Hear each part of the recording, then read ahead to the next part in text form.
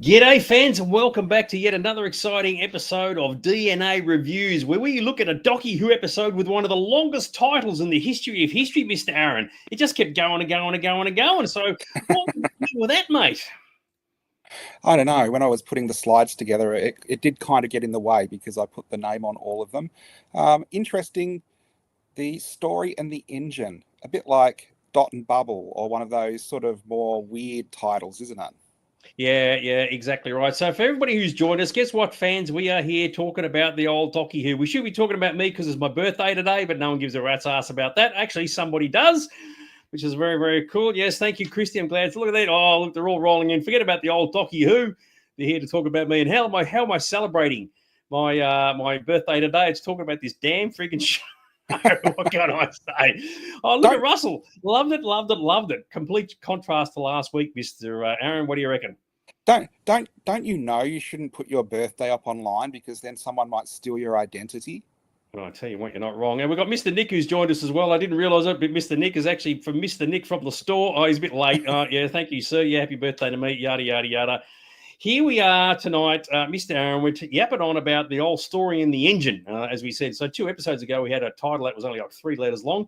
And now we've got one that's almost like War and Peace. And as always, fans, yes, there will be spoilers.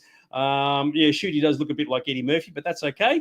So if you haven't seen the episode already, and I'm sure most people have, be prepared to be ruined with some stuff. Mr. Aaron, what do you reckon? I'm smiling because I had to take out a whole lot of stuff because it probably, although it was funny, bordered on racism. So I couldn't go there. Yes, it is a funny situation where you got 2 Caucasian white dudes going to be crapping on about a show that is primarily to deal with Africans, not African Americans, actually Africans.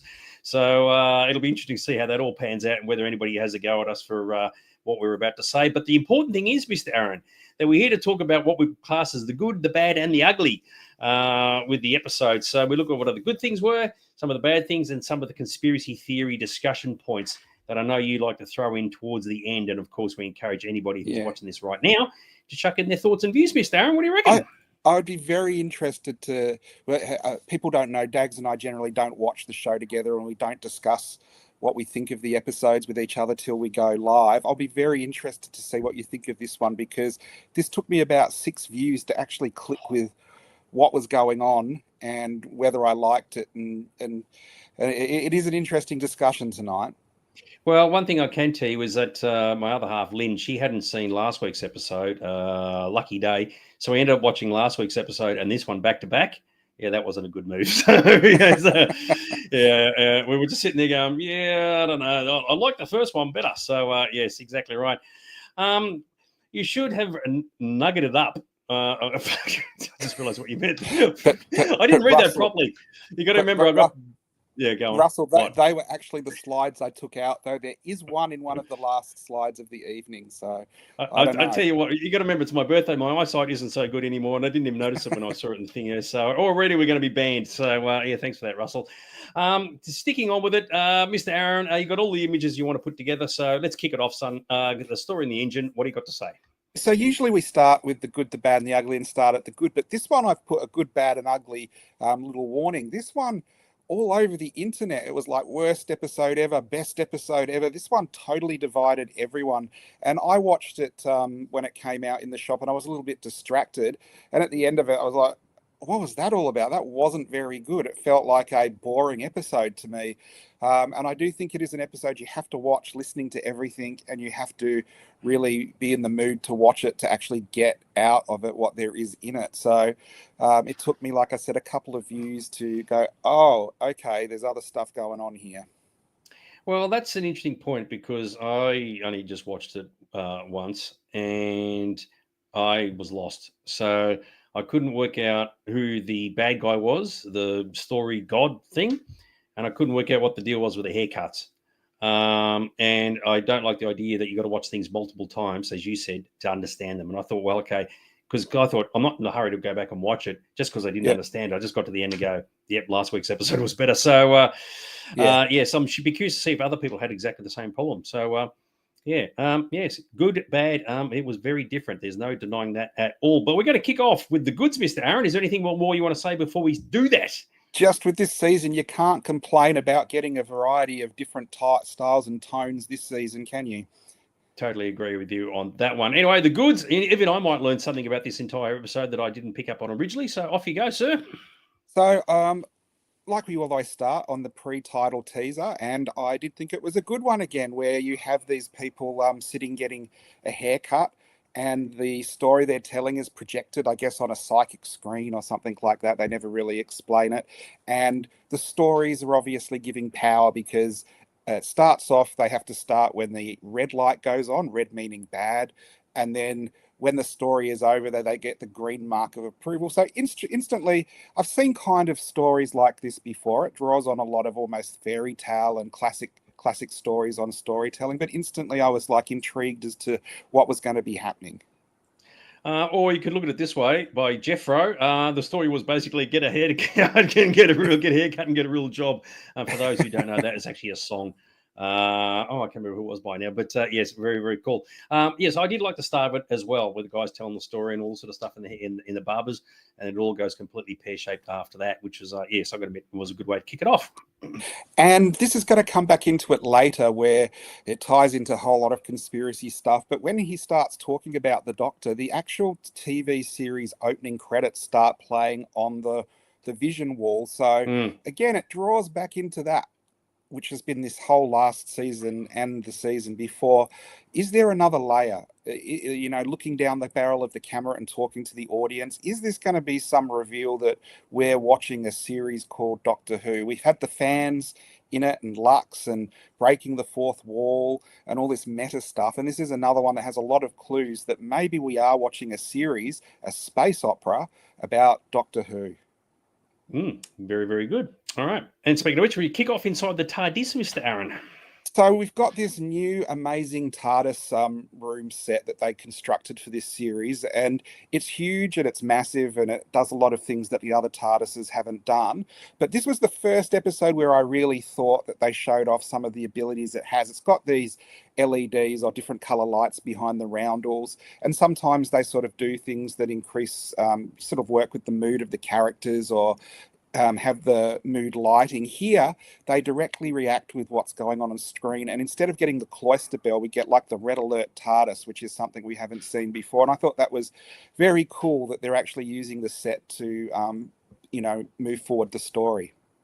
Well, they probably spent a lot of money on those fancy lights, and they definitely wanted to show them. Russell said he particularly liked the episode because it dealt with folklore, one of his special subjects. So I wouldn't have picked up on that, but then he's a bit more smarter than I am. Speaking of smart things, I couldn't help but laugh when you put this together, Mr. Aaron.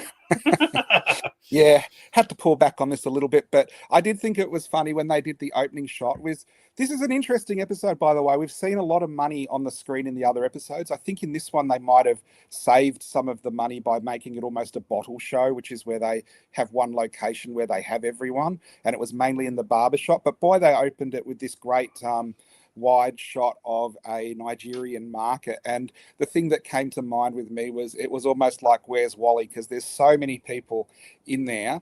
So I made a little Where's Shooty. I was going to edit him into the background and put it up on our website somewhere so people could play Where's Shooty and try and find where I put him in, but I didn't have time.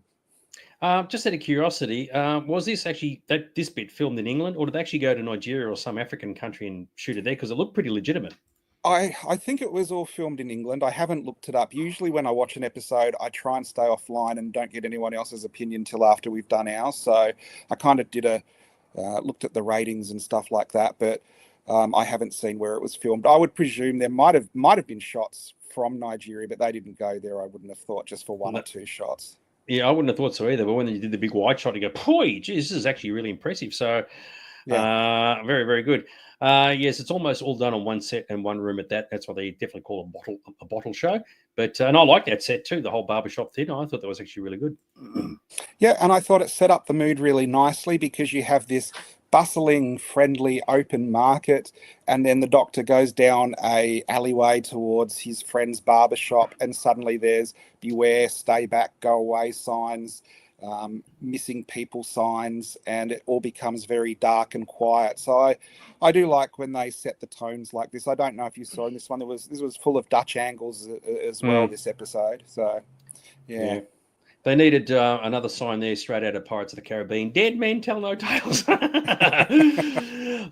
Yes, but it's kind of funny. But yes, so the dudes all turn up in the barber store, Mr. Aaron. Yeah, so we get to the barber shop, and we've seen at the start that they're kind of telling stories, but we don't know exactly what it is. Now, this is where I've still had this as a good, but this is where for me, I've watched it a few times. I'm not sure if telling the story about the doctor brought the doctor to the barber shop, or what that was all about. You had at the start where he sort of goes, "I know, we're going to go to Nigeria because they're the greatest telecommunications country on the planet," kind of thing, which I think is quite weird. But it's a shop that he knows and he feels safe in, so he wants to visit, and Belinda gives him some time off so he can go and visit his friend Omo the barber.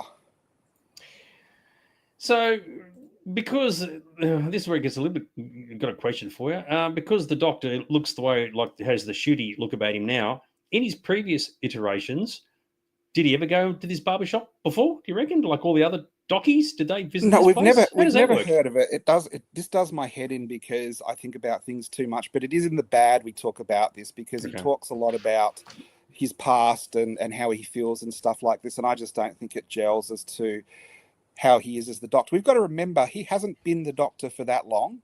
No. I don't think, and because most of the stories we've seen him in flow straight into one from the other, so it doesn't feel like he's been the doctor for years and years and years. So even if he has visited in this regeneration before, I can't see it in his timeline being something he's been doing forever, because he says, "I've only been in this black body for a short amount of time."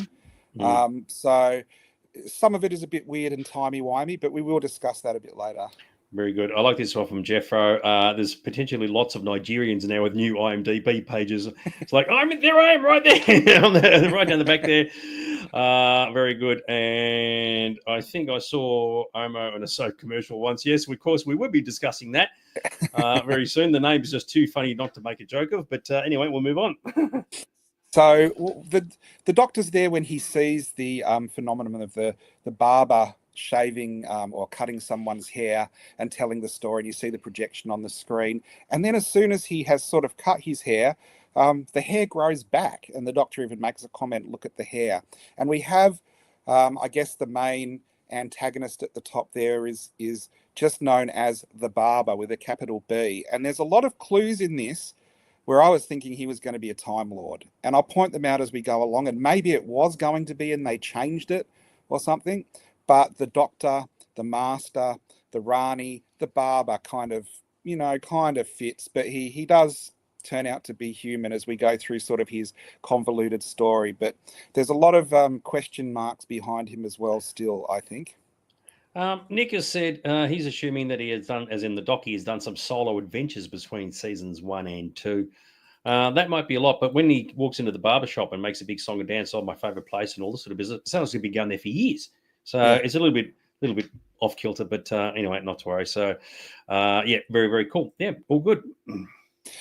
Yeah, and so the doctor, probably this is a little bit out of order, but the doctor sees what's going on, and I do think it's interesting that the barber's cutters are these very sort of tribal looking markings on them. And one of the things I did like about this episode, Doctor Who is a British show, and alien invasions always happen in the heart of London, or maybe, an isolated British town. Very rarely when they land on Earth do they go anywhere else. And probably what Russell was saying about its folklore and things like that, I did enjoy that we're getting a story that could have been set in England, and they've done it in a different culture. And because of that, there was a lot of different things that they brought out. So the production design, the music was great in this episode, I thought.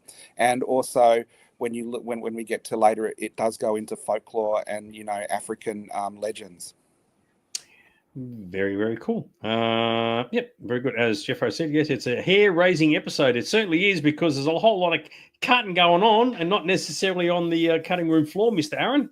What would have been actually funny if they did that big shot of the Nigerian market and big subtitle came up underneath, Cardiff Main Street or something like that. Oh, well, But yeah. but yeah, just the just the African quarter. But Hmm. we get to the point which we know is going to happen, where the Doctor is going to be the one who tells some stories. And we don't see this with the other people telling stories. I just presume it happens the first time that they did it. But when he gets in the chair, there's a psychic link formed with the throw sheet that they put over him, which I guess stays active even though when they're not on the chair. And you see this a couple of times, and how they use the storytelling is actually quite smart. It wasn't until I've seen it a couple of times when I saw some of the other stuff that was happening, but it obviously causes the Doctor some pain. And it does surprise me, because out of all of the villains and dastardly schemes and tortures and stuff, the Doctor starts like playing up because he doesn't want to tell stories. Hmm. I don't know how to respond to that, but which is funny because what he needed to do is sit there and go, all right, you want a freaking story? I'll give you a story. Okay.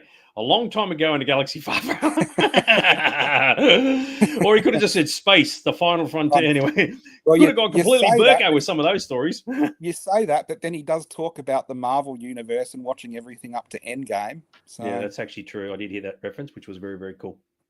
So you get the thing where he tells a story, and what I really loved about this twist, he's talking about ice warriors and cybermen and weeping Hmm. angels. And I thought what was really nice was the story he tells isn't any of these epic Doctor Who stories.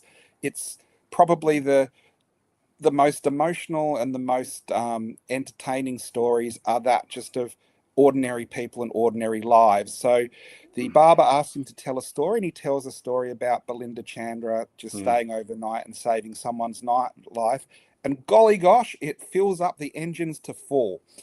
So I don't know if that's just it's because it's a Time Lord and it's the Doctor, or that's the type of story that's going to react more with the engine that they're running.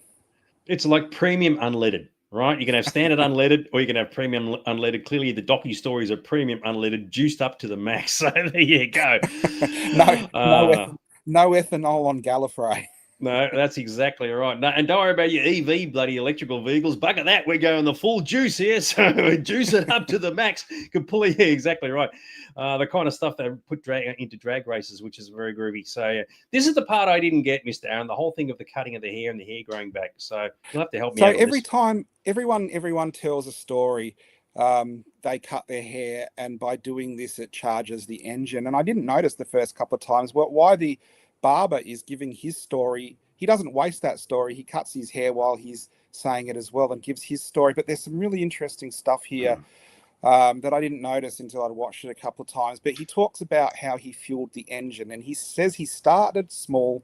Um, by a couple of different things, a Catholic confessional and things like that, and then he says a gas or a steam powered cinema or something, and then he says an electric cinema, and it shows the cinema from Lux. Mm, mm, So this is tying back into maybe we're watching a story, and then he actually says a space opera, and he shows the spaceship from the Robot Revolution. So it is conceivable, we've seen in other episodes, the fans watching this series and the fans watching Doctor Who, there is something larger at work going on where this series could be fictional, or something is really weird with reality at the moment. And this went right back to last series as well. So we talk about it later, but I noticed the cinema on the first couple of watches, mm. but the spaceship and him talking about he fueled it, and it sounded like the major fuel for this engine was a space opera he invented. And that is obviously Doctor Who.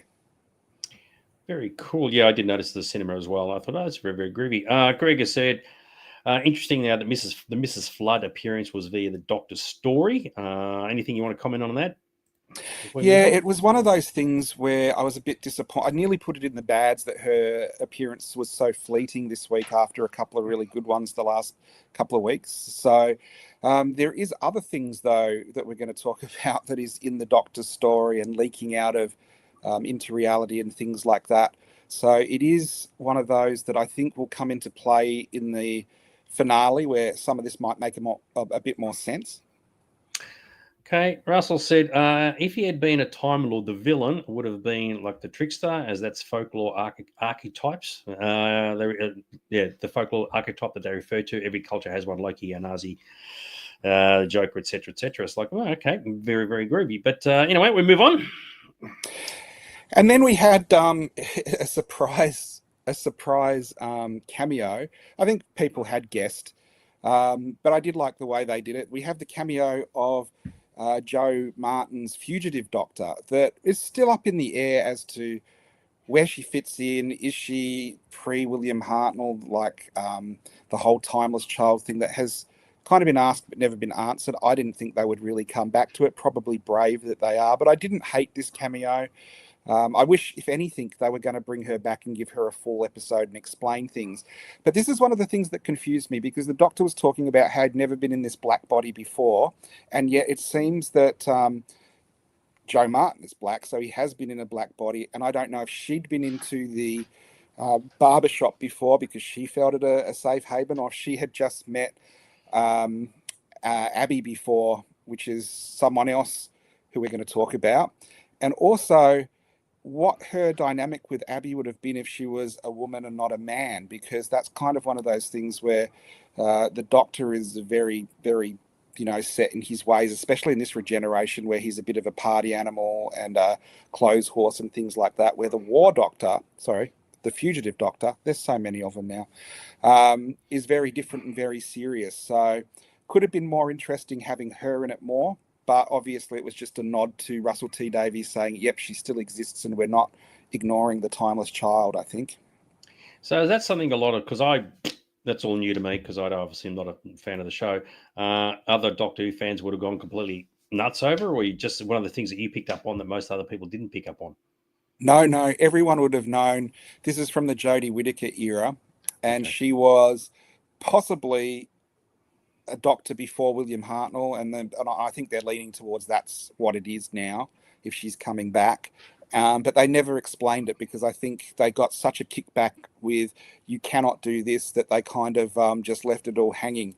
Which I feel sorry for. Like, I didn't like the idea, but I feel sorry for the Jodie Whittaker fans who had this story arc and then it didn't go anywhere. So if Russell T Davies completed it and it was good, even if I don't particularly like that sort of story plot line, I'm quite happy for them to do it. Okay. Yep. Very, very cool. All right. Groovy.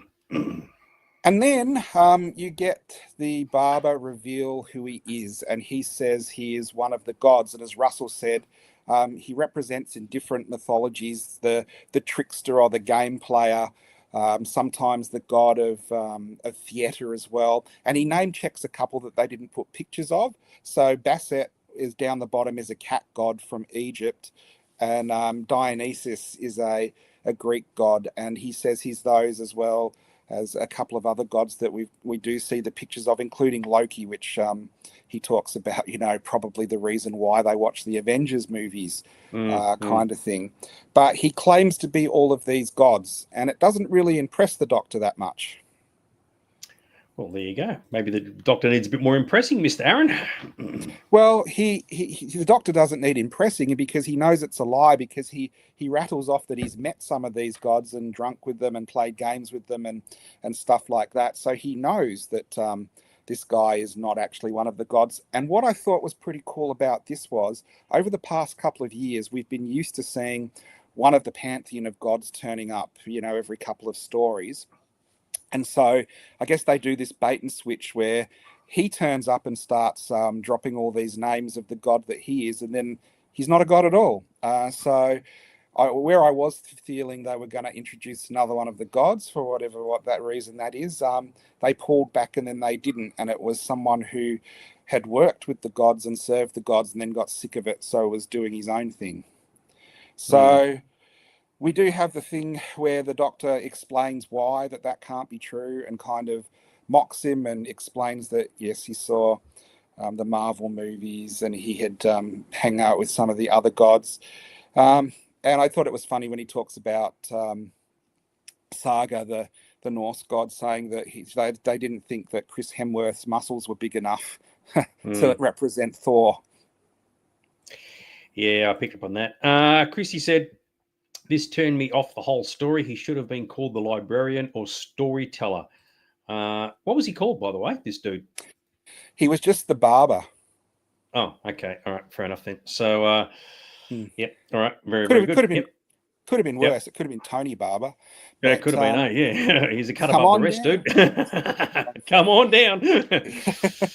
But then we have Abby, who was, we find out, is the daughter of one of the gods, and she gives a story when the Doctor doesn't want to give another story. And I thought this was particularly cool because not only was it an interesting story and a way of advancing the plot, but it was actually something I didn't know that was true, and it was that slaves and I guess in the plantation days, Yep. when slaves escaped when they were trying to help each other, they would use the braiding of their hair to make maps. And I had never heard of that, so I looked that up, and it was absolutely true, and they did used to do that. So that's one of those pieces of history that I thought was really interesting, but had totally escaped me my whole life. Yeah, very, very cool. I like that. Escaped you. They use the map to escape. Yeah, very, very cool. But yes, that is like, oh, okay. I did learn something from this show, which is very groovy. Regarding the speech, I did like this. I can see this. It's also a Doctor Who cliche that when a guest villain makes a big scary power speech and they flipped it around. So in other words, the Doctor and Belinda start laughing at him instead. Yeah. So it was like, oh, okay, what's the deal with that? So now this part that came up, I thought was really cool. I know you would have loved it as well, showing all the different dockies, mate. How good is this? Well, it was one of those things that I thought was pretty obvious that was going to happen. That when the Doctor finally unleashed and gave his life story, it was going to totally blow up the engine, because there's so much story there and so much power that he was holding back. And when he does it, that's of course what destroys the engine and everything. So I did think that was, although a little bit obvious, I did think that was very cool. And always seeing the old Doctors coming back and being on screen is pretty cool too. Totally agree. Now, guess what, fans? Unlike last week, we had 50 million goods. That's the end of our goods. Our goods are done, dusted, pack up, go home. We're now looking at the bads. So that was a very, very quick turnaround. As I said, from my perspective, I just didn't get it. I didn't understand why you had to cut the hair, who the dude was. It was just kind of lost on me. Maybe it was just amongst all the words that were being spoken. So didn't necessarily dislike it. I just got to the head and I was just scratching my head, even though it needed a haircut. And it didn't really happen. So we're going to go into the bads, fans. So be curious to see what you all think of that. We're going to kick it off with this. Okay, so we've still got and it's almost a forgotten thing at the start of the episode. You need to get me home. She's becoming a bit like Tegan. Get me back to Heathrow Airport. That's okay. That's fine if she wants to get home. But it's got to the point, there was a Key to Time season where they had to find a piece to the Key to Time every story. And obviously for some writers, it got a bit boring. So in one of the episodes, Romana finds it in the first 2 minutes and then they just go and have a different adventure. And this is what the whole Vindicator thing is seeming to me now. The Doctor says, we've got to go to Lagos, Nigeria. It's the largest communication hub on the planet. Goes out, does that, and that's the end. If they just left then, that was the end of the story, kind of thing. Done. It kind of feels like it's just bolted on and no one cares about this so much anymore. And that's a bit disappointing for the story arc for this season. And I did think when he's like, the 2000s Nigeria, or go 2000 years in the future where they have, holographic 3D messaging and all this amazing stuff. It really did. That just seemed contrived to get them to Nigeria, and I think they could have done better. You know what? I was thinking, they walk out of the TARDIS, they got their settings, off you go, they go back in, done. Let's bugger off out of here. Nah, let's go check it out. I've got a barbershop to check out. I've got to admit that just, got to say, what can I say? Yeah, it was a bit forced. I agree with you. And this I thought was really bad. And, probably some people thought this was great, but I thought it was bad, where the Doctor comes in, he says, I'm not a human. Time Lord changes bodies. This is the first time I've had a black body. No, if the fugitive Doctor exists, he had a black body previously, but we don't know if the actual Doctors remember that. So maybe he doesn't remember that. So I'll give that a bit of a pass. But he says, because he's black in some areas, he gets treated differently, which is absolutely true. But he's a Time Lord. He walks in eternity. He does not have to come back to Earth and deal with racism. And I know this show was trying to deal with racism in a way where, people feel safe or people don't feel safe in the different places that they're in. But the Doctor, I thought, was too big for the storyline, where, you know, if he doesn't like going to New Orleans or facing Mm. up the Clan or something like that, he can bugger off to Scarrow. But you know what? I reckon being on Scarrow is probably going to be a lot worse than, you know, some awkward moments in South of America kind of thing. Yeah, it was kind of funny when he said, "Oh, he feels accepted in the barbershop." But I thought, well, hang on, you should feel accepted in the entire city, even the country. So I didn't understand why the barbershop just had to be very specific. It's like saying, well, I'm accepted in the barbershop, but if I go to the greengrocers next door, I'm not accepted. I thought that doesn't make sense. So he could have Mm. said he was comfortable there, or he enjoyed it, or he enjoyed the personnel, or the wallpaper, or whatever else. But it almost sounded like he sounded like he was saying, "Oh, you're here.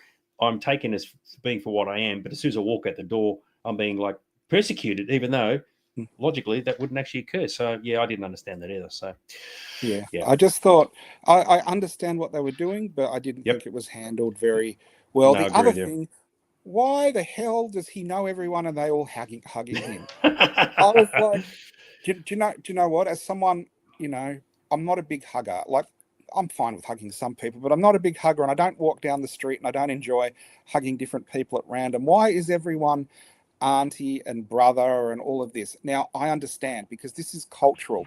I have Yes, a lot of Samoan friends actually locally who talk like this, and everyone's a cousin and things like that. But it seems to me that the Doctor would be beyond this. He's a Time Lord and travels in time and space, and I can't see him spending enough time in Nigeria to build up relations or really enjoy this. We just had Jodie Whittaker, who didn't like to talk about Graham about cancer because Time Lords don't do the soft huggy feely type thing. Maybe if they explained this regeneration was compensating for that and went the other way, so was huggy and feely with everyone. But this just seemed really jarring for Doctor Who. Almost feels like the writer had another. Maybe he was writing a story for an independent character that he was making up, and then he adapted Doctor Who into it. Maybe I'm not sure. a little bit of detail. Another nice touch, you see African TVs are all old 4x3 CRT machines, which have been obsolete in the West for quite a while because we've all got big old LED plasmas and whatever. But in the third world countries, they're still abound as they get them cheap secondhand. So in other words, it was a nice bit of detail from the production people. But yes, having the docky walk out and everybody just knows the guy and go, how do they even know him? So yeah, that was kind Mm. of a bit weird. So yes, continuity-wise, it kind of doesn't really add up. But especially if he's on his way to the barbershop, you think they'd all be going, coming into my cafe, come over here and get this, come over here and get that. And he never gets to the barbershop. So Yeah. anyway, not to worry. Very good. Speaking of the Omos, Well, another one. Look, I have to say this. The guys in the barbershop had no personality at all. They were kind of just there.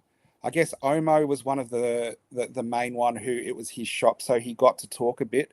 But the guys in the background, basically, they didn't even have to be in the story. They were just there to make up the numbers. And I would have liked it maybe if the Doctor had put something together, like one of them was a children's book writer or one of them was a podcaster or something, and he put together that, you know, creative people who had a lot of stories were invited in and got to stay because they were finding it wearing and they couldn't come up with any more stories. That's why they wanted the Doctor. They're like, this is getting hard to make up new stories. And I did think if they'd been given a bit of a fleshed out background where they were creatives and had got to the point where they can't do anything, then it would have been better. I just thought they were plebs in the background and you might as well have had Omo boxes. well, I'll tell you what, look at Christie's comment. Cardboard cutouts would have had more impact.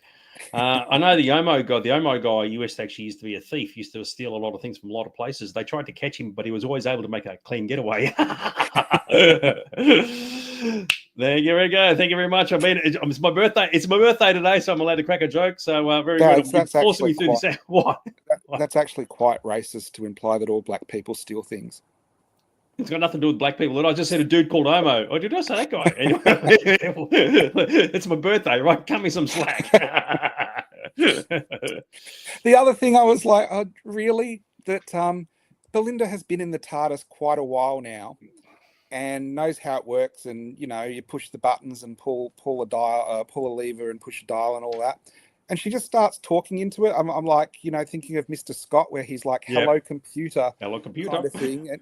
And she starts talking into the TARDIS and saying, "What's the emergency? Show me the location." But bugger me, I'm wrong. The TARDIS actually did show her the shop, but I just thought this was a bit of a weird sequence as well. Not how the TARDIS usually works. It made me think that Belinda was not as smart as she seems.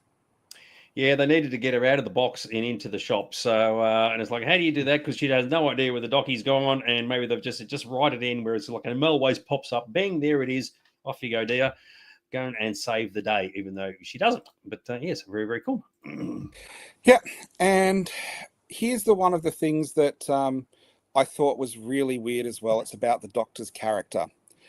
Now, I've watched this episode a few times. I cannot see that they called the Doctor there or made the Doctor go. They tell a story about the Doctor and he turns up. He kind of implies when the Doctor's needed, he'll come, and the Doctor does come.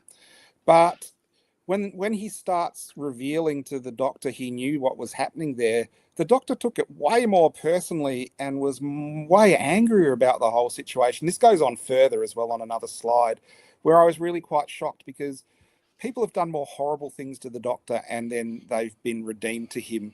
But this just seemed a bit over the top for what was happening. I mean, he would want to come and help his trapped friends if he really loved them as much as he's saying he did, which made this seem just a bit weird to me. I just like that line in the top right hand corner. We must feed it. It is always hungry. And I thought, oh, they're talking about you. That's funny. I was just thinking I was hungry. Got any birthday cake? You got any? Not anymore. Oh dear. So here we go, where he's like, I loved you, Omo. Like, you planned all of this. He was like really mad. I don't think he did plan all of this. It was an idea that his friend, the Doctor, who came and saved a village when he was little, might come and help them out. And when the Doctor does come and help them out, he is very, very angry about it. And he's like trying to say to him, Doctor, please, like, and the Doctor's like, don't talk to me ever again. And I just thought this was really, really strange for the Doctor. I don't know if you picked up on it, but being a Doctor Who fan, the Doctor is always kind and never cruel. He will always help people in need. And these were not the people who were trying to do bad things to him. They were trying to get help. So I just thought this was a bit jarring to what we normally know from the Doctor's personality. Greg had said he found it odd the Doctor was so upset. He's the Doctor. That is his thing. Top turn up and help. Yeah, okay. So, okay. No, I didn't pick up on it, but clearly other people have. So, okay. Very, very fair enough. And then there's this scene that absolutely goes nowhere. But I do wonder if they put this in to show the Doctor had a fantastic time in a strange place, and then Belinda comes out in exactly the same place and has a horrible time. I don't know how she would have found the barbershop in that massive city, but they do this thing where she's like almost being accosted by street sellers, and then she knocks something over, and then she doesn't have any money to pay for it, so they call for the police, and the police give her really bad side eye, and then she puts her hand up and owns up to it. I thought she was going to end up in the police station or something like that, and then this went absolutely nowhere and is totally forgotten. Yeah, there was a comment by Russell earlier saying that, and I've lost it. I didn't put it up because it wasn't relevant at the time, saying that because of Belinda's heritage, she would probably find it difficult to integrate into an African society. Sorry, I'd lost the Russell's, but I did see your post earlier on. Yeah, it was a bit of an unusual scenario. That's for sure. Just getting back one little step. Speaking to Russell, he said in that they provide stories that make the gods act as famous and rich, but get stuff all credit. So it's always hungry. I guess that's a euphemism for something else. But yeah, I'm not entirely sure how it all worked out there, old son. But you can continue on. And this is another weird one where when I'm talking about this, I don't dislike the character. And I thought the actress was fine, but I don't quite get what they were trying to do, because they reveal that Abby was the daughter of one of the gods, Nancy, and she had been, traded away and bet away and stuff like that. So was pretty peeved off with possibly the Doctor and other people in life. We have seen the child of the toy maker was the maestro. So she is really the daughter of a god, but she doesn't come across of having any godly abilities at all. Now, she supplies food for them, and she is one of the people who's able to go in and out of the shop because it's not time locked for her, so she can get out and do stuff. But beyond that, I just don't know what they were trying to do with her character. They have her, like I said, it was great. She introduces that traditional thing with the hair braids and things like that. And she Mm. advances the story, but the motives there were just not there for me. And the power of being the daughter of a god was not shown at all. So her relying on a human to get revenge on her father for trading her away and stuff like that was like a dead end plot line for me. I just don't think it went anywhere. Very good. I found that comment I wanted to put up too, by the way. And it should be noted that there is a lot of anti-Asian sentiment in Africa. Remember, and so Belinda could be in big trouble wandering around Lagos by herself, which is effectively what you were saying Yeah. regarding from the police thing. So it's like, okay, didn't pick up on that. And all of a sudden, we're going into Star Trek because we're now into the Nexus, mate. I know, and this was another thing which would have been great if maybe they'd explained it a bit better. So the issue for me was I love explanations, and you got to this point where he's explaining what he's doing, and he got the blood from the gods and put them into a nexus, and the nexus is used in as a catch-all term, I think, in science fiction for a lot of different things. Yeah. But they make a web from the nexus, and the nexus is powered by stories, and he becomes the storyteller. But it's not actually really beyond its mystical and to do with the gods. It isn't really explained what the Nexus is. I just wish they'd gone that one little bit step further and maybe provided, and once the Nexus is working, we can do this. When the Doctor's stories are fueling the engine, you have Abby say, "This is fantastic. We can do what we're going to do faster, and you'll be ruling righteously." So there's hints of what's going to happen, but there isn't really anything concrete that pins down the plan. And like I said, I've seen it a couple of times, and I'm still scratching my head, and that's a bit of a worry. That's why it's in the bad. Yeah, I'm going to say I'm way too stupid to figure these things out. So just give me good guys and bad guys shooting at each other, and I'm a happy daggy. What can I say? Very, very good. Just quickly, Russell said just two things. Anasi is the African trickster god who was a spider, and hence the reason why there's a big ass spider in that show. They should have called it Cyril if you're a fan of Andor. So there you go. Yeah, and so they go into the back rooms, and this is why I think maybe it was originally a TARDIS, because it seems a whole lot bigger on the inside than the outside, and you see that the Doctor's braiding is the map through this back rooms. Now, this is probably me being picky, but the braids in his head look absolutely nothing like the from the top vision, bird's eye view we got of what it's actually looking like. And him feeling the top of his scalp and sort of going, we go this way and this way, didn't really, to me, make a lot of sense. Now, we come into the scene underneath that main picture where the picture in the middle on the right, I was like, oh, this is going to be a TARDIS. It looks like a TARDIS control room. It looks particularly like the 9th and 10th Doctor's control room. And then there's a whole lot of artifacts collected down there as well, which is kind of what you'd think a Time Lord might be doing. But instead of seeing a TARDIS like I did, the Doctor says, well, this is the story engine. So we're getting to the crux of this story. And then all this mystical stuff happens, which, if it's done right, I think is great. I do like fairy tale type stories if they're done well. But this gave a lot of questions, but didn't really answer stuff. And so you have a mind inside a heart, and they're like, brilliant. Isn't that like what a story is? You know, I'm like, well, no, a story is a combination of words that make an interesting tale kind of thing, where this is an interesting light display. But again, I was thinking, I think this is going to turn out to be a TARDIS console, and the Doctor opening it. That's happened in different stories where characters look into the heart of the TARDIS.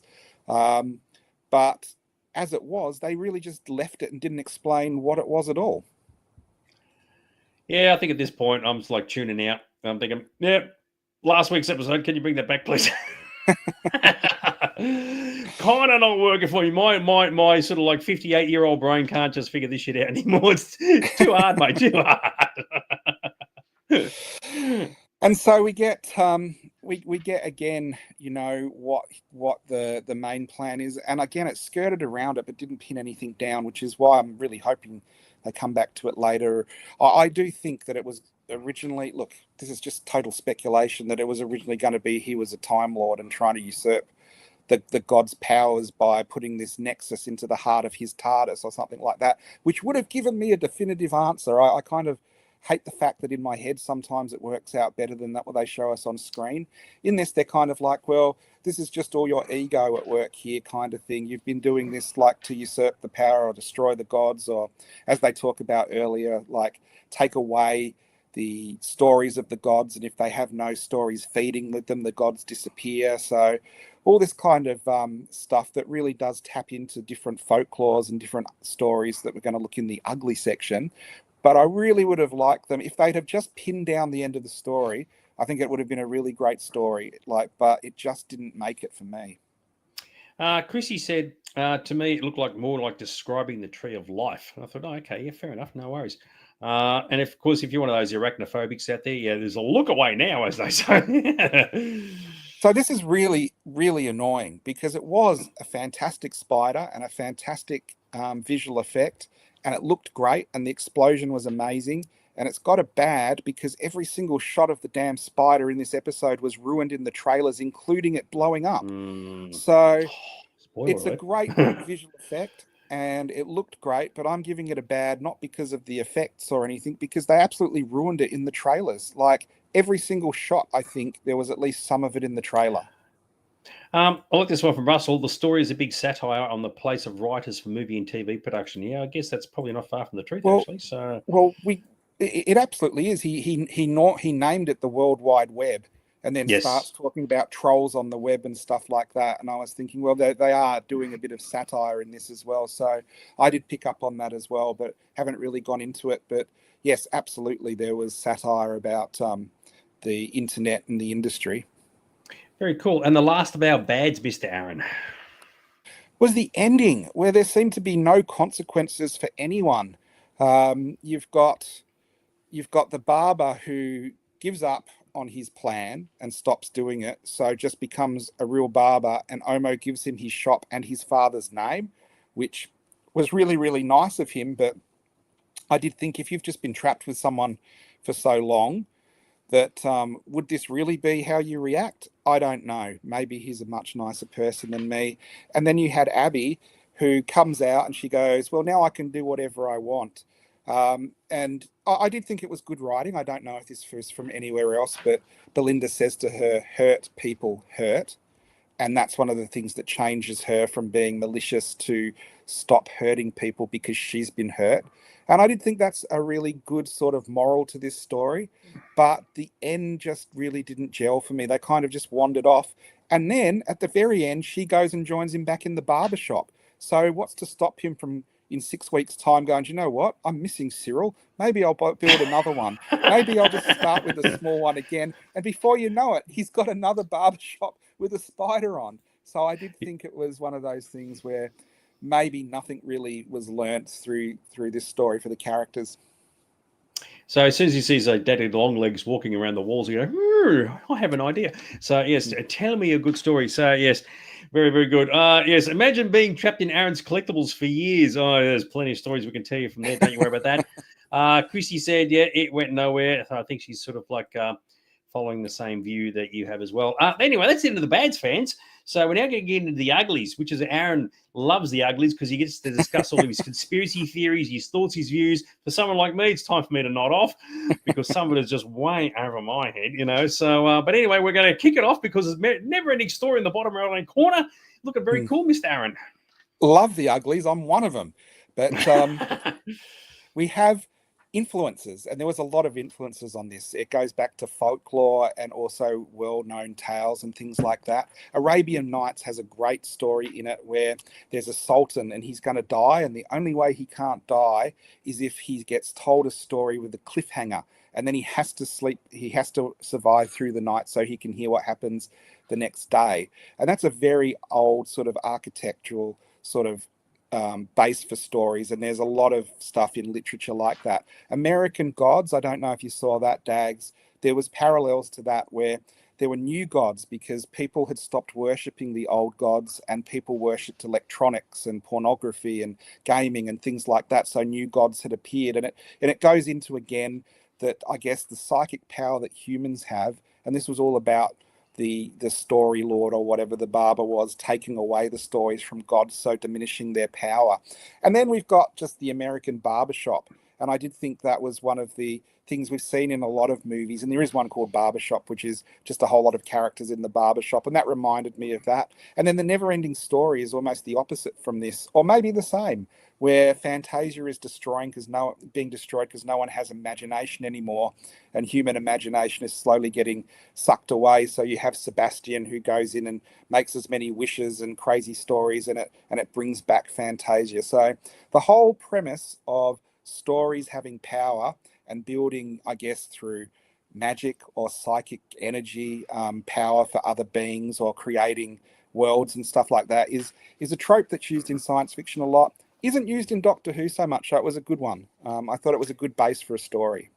So people don't have any imagination anymore. That's the reason why there's always reboots and remakes and like reimaginings of bloody shows and all this sort of stuff. Or it's because of artificial intelligence, Mr. Aaron. Oh, it's the killer of all imagination. And one of the storytelling methods they had in this was actually animation, which doesn't happen so much in Doctor Who.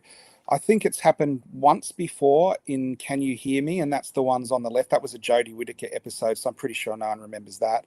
And then we've got the ones from this episode in the center. And I thought that was a great way, again, of a director being able to visually make storytelling interesting. I did think one of the things in this episode was there wasn't enough action and it was a bit too wordy. If you hadn't have had all those visual images in it, along with the stories, it would have been a really hard episode to get through, especially for kids, I think. And it was done amazingly well in the Harry Potter movies. So in the Deathly Hallows, where they tell the story of the Elder Wand, that kind of all goes back into this style of storytelling. So I did think this was directed quite well. Very good. Now, here's something interesting. Joe Martin, the Fugitive Doctor, was at the premiere for this series. And everyone's like, what's she doing at the premiere? Oh, she's in the episode. Now, there were other people at the premiere of this series that haven't been any of the episodes yet. Doesn't mean anything, because Carol Ann Ford was at the premiere for last year and she wasn't in it either. But it does give you pause to think about, could some of these other people be in it? We've seen Anita Dobson as Mrs. Flood's been in it, and you've got Kate Stewart's been in it. Joe Martin's now been in it. We haven't had Michelle Gomez in it yet as Missy, the female version of the Master for Dags, who probably doesn't know what I'm talking about. And you've got Martha's mum, who was also one of the cat nuns, went along as well. So who knows if some of these are hints for what could be happening in the future episodes, or even in the finale. So for stupid people like me, when you're rattling off all those names, I'm going, I got no freaking idea who you're talking of. Is that one there? Is that one there? That one?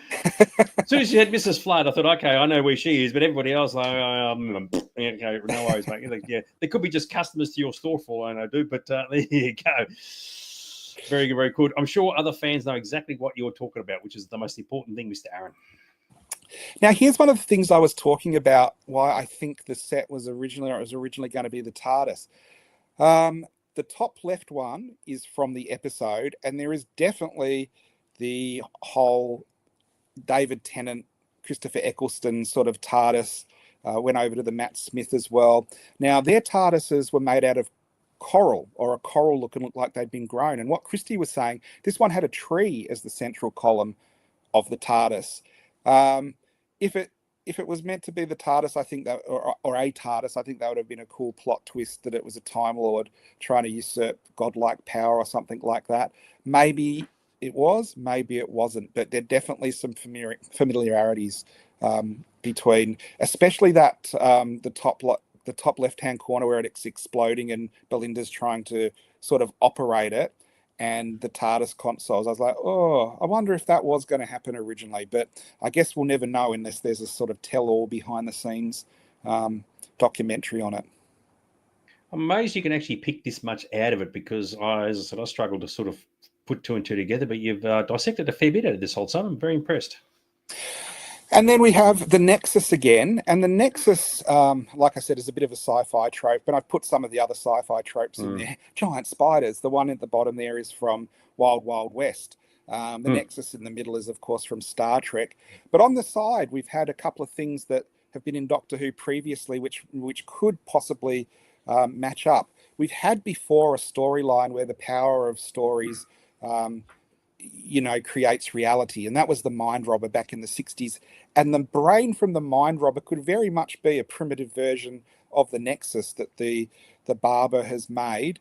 And down the bottom as well, I've got a picture of Ace there because we've had in the past stories where human emotion can actually create psychic events. And Ace's psychic faith in the Doctor was enough to repel herbivores, which are like vampires. And it's one of those things where, so in the past, there is a precedent that, human emotions and faith can affect reality. So maybe they're going to do that here. Maybe that's where this story is going. Very good. And of course, in the Nexus is also in Blade Runner as well. The replicants are from a Nexus 6. There you go, Yes. which is very cool. And here we get into the conspiracy theory stuff. And boy, there's a lot this week because it's all coming together at the end of the series. Now, what I was saying before, I guess kind of in the center there, we've got a picture of Carol Ann Ford, and she was at the premiere for last year. She plays Susan, the Doctor's granddaughter. And she hasn't appeared in the series yet, but there has been a lot of rumors that she might. And it is funny, I haven't had to put that Carol into the conspiracy thing. It's one of those weird things that happens with me where on Always Sunny in Philadelphia, Carol from HR was the person who was on the wall and she didn't exist. And so that's why it was all part of the conspiracy. And Carol Ann Ford does exist, but she doesn't exist in Doctor Who. So I can see all the threads that connect the universe coming together. Now, last week you had another podcaster lookalike on the show, and that was Ellie Littlechild. But it was not the real Ellie Littlechild, and she was actually came out and said that wasn't me, and people thought it was. And we do get little children through this series. We see the Doctor trying to pay off a little child last week, and then this week we get another little child, which is Poppy from Space Babies. And so I should have put that in the bad because I never wanted Space Babies to ever come back again. But while we're on a roll, let's go to the next one because there's heaps of conspiracies in this week. So I'm back to thinking that this story is going to be all to do with a comic book story called Once Upon a Time Lord. The Doctor ended this episode by saying Once Upon a Time, obviously about to tell stories to Belinda about the Omo and his times and stuff like that. This whole series started with David Tennant saying Once Upon a Time Lord, and then him starting to tell the story of the Star Beast. And this is why I think maybe this whole story is the visual, we're watching the visualization of the Doctor telling stories about himself rather than actually seeing episodes from his life. So that's why you have people talking directly to camera, and you have things happening that seem not to be happening exactly as they should be, maybe because the Doctor hasn't got a perfect memory. And so I'm leaning back to thinking the whole thing I was thinking was going to happen at the end of last year is going to happen at the end of this year. Mrs. Flood is going to become some kind of story god or something like that, and she's behind everything. Let's go to the next slide while I'm on a roll. So, as I was saying earlier, we had them talking about how they built the energy through stories, and there's the story we saw of the Lux Cinema in this episode, and below it the actual cinema, and then the Sci-Fi spaceship, and then the one below it that it represents. But we've also got Poppy from Space Babies. Now, I don't actually think she was there, because the Doctor explains this. Belinda says, didn't you see this weird little kid, spooky little kid, little child? And the Doctor says, but the stories were leaking out, getting mixed up. So that would say that we're watching a story and she's from Space Babies, but because everything's getting mixed up, she's bled into this story. And maybe because it was set in Nigeria, where there's a lot of, black people, and she's a little black girl. So in the Doctor's memory, or whoever's telling the story, she turns up in this story as well. So I do think my theory that they're all in some giant story is going to pay off towards the end of it. I'm still going. Let's go. No problem. So we're back to Mrs. Flood, where Mrs. Flood knows the stories. And at the end of last series, she said, well, Ruby's story had a happy ending, but, the Doctor's not going to have a happy ending. He's actually going to have a terrible ending.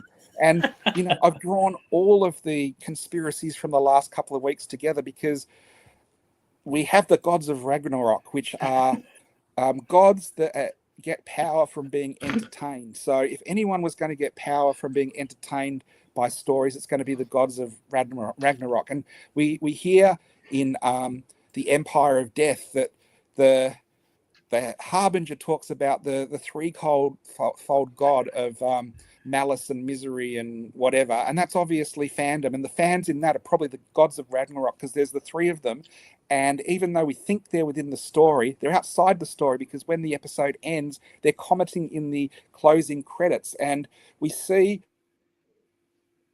that the seventh Doctor went up against the gods of Ragnarok and he performed in front of them. And as long as he was performing, he was able to survive because it was only when they get bored of people do they kill them. So maybe we're going to have this tied up with the gods of Ragnarok at the end of this series or something. I do think we're going to come to a showdown where all my conspiracies draw together like a nexus, and we create like an amazing finale this year. Yeah, we've got one slide to go. But before we do that, dude, it's all been summed up by one person watching this show. Sorry, wrong one there. No, you have no idea what he's on about either. And yes, it would be kind of funny if you actually write about all this. Oh, dude, mate, finish it off, son. Lucky last of the uglies. And then, of course, this story was written exactly for me because Shooty is actually saying, I love this shop. And I watched this when I was in the shop for the first time. So he's actually talking about me watching in the shop because it's really breaking the fourth wall. And then he's like, I thought this was a home for me. Like, come on, I've got to put it back up. I've got to do the punchline. But he would have got angry with me because Chad and I sometimes watch Trading Places, and down the bottom, of course, it's not a safe place for him because you have Dan Aykroyd in blackface. So that's why he really got angry, because beyond the story, we watched it in the shop, and the shop is no longer a safe place for the Doctor. It just is for everybody else who wants to come in. Is everybody still awake? That one might not pay off in the final episode. So is everybody still awake? Are they all still there? Yeah. Like, what? Time to cut out his mic. Cut out his mic. Oh, God damn it, man. Yeah, now I'll do it. Yeah, exactly right. Oh, here we go. Oh, everybody's now woken. Dude, mate, look, everybody's woken up now. Look at this. I'm not even reading this. Aaron's breaking more than the fourth wall, the fifth, the sixth as well, I think. Oh, my God. Oh, geez, dude. I love it. Mate, let the nerd run free. So, yeah, it is a nice way to plug the shop. Totally agree with you on that one. Anyway, fans, I hope you guys enjoyed all of that. Bloody hell. Anything else that you want to wrap up with regarding... Oh, we're going to do the ratings, what your rating for the episode was. So I'll just chuck that in now. So before you do your rotten Time Lords, is there anything you want to add in short? Not really. I think I've gone off enough. You have indeed. All right. So the question we've got to ask ourselves, fans, is what did Aaron think of this particular episode? And of course, we do this on the Master Meter. So how many Time Lords did this sort of register on the fresh on the nose? In the past couple of weeks, we've had it like a 10 out of 10 or a 9 out of 10. This one, Mr. Aaron, didn't cut the mustard as much. No, I think it was, do you know what? It was really halfway there. I really was wanting this to be great. And I just think there were too many unexplained plot holes and not a good enough resolution and not enough explanations for me to be able to give it more than about a 6 out of 10. Very cool. Two things. Aaron is off his meds. Yeah, he's always been off his meds, dude. And I agree with you, Shane. My brain hurts as well. Now, as a non-Docky Who fan, right, I'm going to keep this very, very short. From my perspective, the problem is if you're doing a show that it has a really good concept, a good story, but it is so complicated to understand, you alienate the audience, right? I didn't get it. My other half didn't get it. As you said, it may have had a whole lot of folklore stuff going in it and a whole lot of a lot of Doctor Who mythology and mythos going through it. But if I don't understand it and I'm just Joe Public, effectively, I'm not going to watch it again. It's just like, it was just too hard. And that's, as Shane said, my brain hurts after that. Sometimes if you do stories, you've got to cater for your audience, which in this case is the Disney Plus audience, and you've got to keep things simple. So I wouldn't be surprised if a whole lot of people said, you know what? It was a good show, but I just didn't understand it. It wasn't terrible. It wasn't Space Babies bad, but it wasn't something we could follow. I just didn't understand it. I got to the end, I go, all right, done. I've watched it. and that's into the story. So they're going to be, I think they're going to be careful when they're doing stories that are just a little bit too complicated. And you watch it 6 times, and even you're still struggling with certain bits. So clearly, someone balls it up somewhere. Yeah, it's interesting. Dags was actually saying he went to an Austrek meeting and he was going to come back to the shop, but didn't after that on the weekend. If you'd have come back, Nick and I watched the episode in the shop together, and when it finished, I turned to Nick and said, "That was pretty average. That's only a 4 out of 10 for me." So on my first watch, I didn't understand a lot of it, and you're absolutely right. I agree with you. You shouldn't have to watch something 4 or 5 times to get it. Now, the thing is, if you can do a really, really good show and everyone loves it, and then you watch it 4 or 5 times and it gets better and better because you've got things in it, that's great. But if most people, norms, only are going to watch something once, and if they don't like it, they're not going to watch it again to make sure that they really don't like it. So I totally agree with you. And considering the show is primarily aimed at a younger audience now, there'd be a whole lot of young people going, I got no freaking idea what's going on. So, so for that, from my perspective, it wasn't a bad episode. I just whoosh, straight over my head. So that was that. Now, that's the end of our Doctor Who talk. Now, guess what, fans? Aaron and I are back again in 2 days' time to crap on about good old Andor, which finishes its season 2 tomorrow. So we'll be back on Thursday to yap about something that even I can finally contribute to, bloody Star Wars for a change. And so be sure to tune in and join us for that one as well. It should be a bit of fun for everybody. What do you reckon there, Mr. Aaron? Looking forward to it all? Yeah, I think it'll be an enjoyable thing to talk about. We've only got 3 episodes to go. They're coming out tomorrow. I'm really looking forward to seeing them. Very, very cool. Now, of course, Aaron did actually mention his store. And for those people who have got no idea what the deal is with that, Mr. Aaron, for all your Docky Who needs, it's not Nigeria. It actually happens to be in Blackburn, Australia. But there you go, son. Yep. So, isn't that interesting? Blackburn. It's like Nigeria.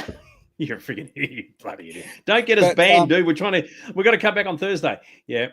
That's true. So, yes, we do have one of the biggest selections of Doctor Who merchandise in probably Australia. We have a lot of other stuff as well. So if you are after retro toys or collectible toys or anything like that, we've probably got something that represents what you're after. Or if you just want to come in and chat to us about stuff, always up for a chat about things as well. Very, very cool. And the funny thing is, just very, very quickly, Christy said, enjoy what's left of your birthday, Dags, after my brain's melting from all this Doctor Who stuff. See you both on Thursday for Andor, which is funny because Christy didn't really like Andor last year when it was on. So maybe she's been swung around to some really cool and exciting stuff. But either way, if we don't see you all next week for episode whatever it is of Doctor Who, we'll see you all on Thursday with a bit of luck. It should be good fun. What do you reckon, Mr. Aaron? Well, next week on Doctor Who, we're at the Intergalactic Song Eurovision contest, so it promises to be an absolute classic.